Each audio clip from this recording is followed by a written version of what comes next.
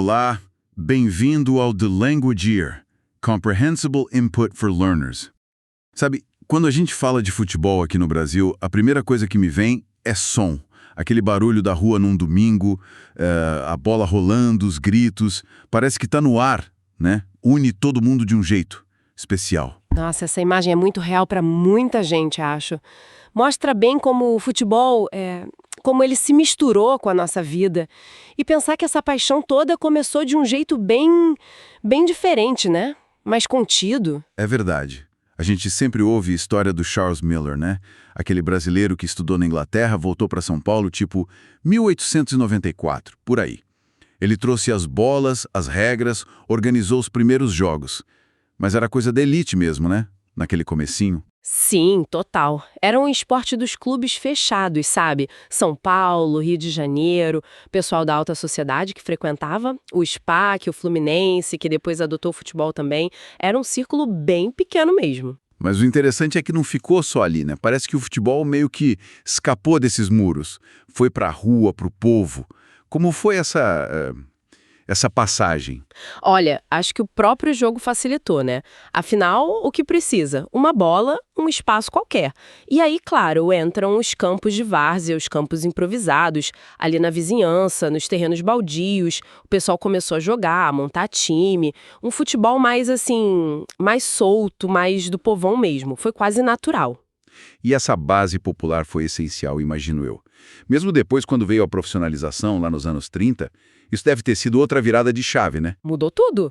A profissionalização significou que jogadores de qualquer origem, de qualquer classe, podiam viver daquilo.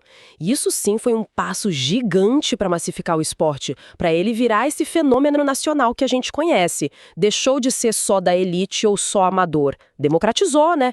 De certa forma. E o rádio? O papel do rádio nisso tudo foi imenso, não foi? Para levar os jogos para o Brasil inteiro, criar torcida para time do Rio e de São Paulo lá no norte, no nordeste. Fundamental.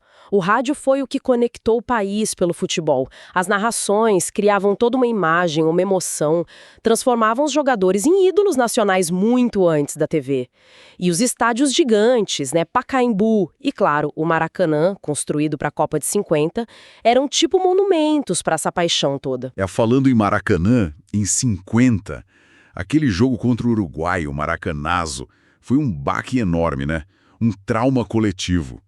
Mas dizem que também impulsionou mudanças, não é? Até na cor da camisa da seleção. Exatamente.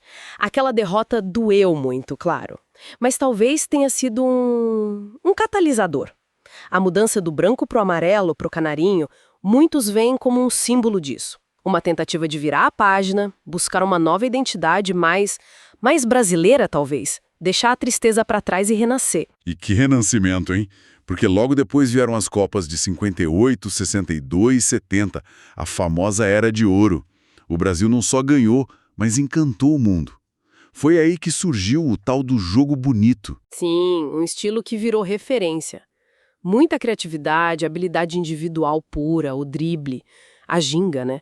Aquele jeito de jogar quase dançando com a bola. Tem gente que vê ligação até com a música, com a capoeira, e também com a base, né? Muitos jogadores vieram do futebol de salão, da areia, onde você precisa de muito improviso, de técnica refinada em espaço curto. Faz total sentido. O futebol acabou entrando no nosso dia a dia de um jeito impressionante. Tá na música, tá na conversa de bar, na pelada da esquina. Quando um time ganha, vira festa na rua, virou parte da gente mesmo. No fim das contas, é muito mais que um esporte, né? Virou um jeito de se expressar, uma linguagem comum, uma parte importante de como a gente se vê e como o mundo nos vê. É uma paixão que define e que une. Esperamos que a nossa conversa tenha trazido algo novo para você pensar sobre o futebol no Brasil.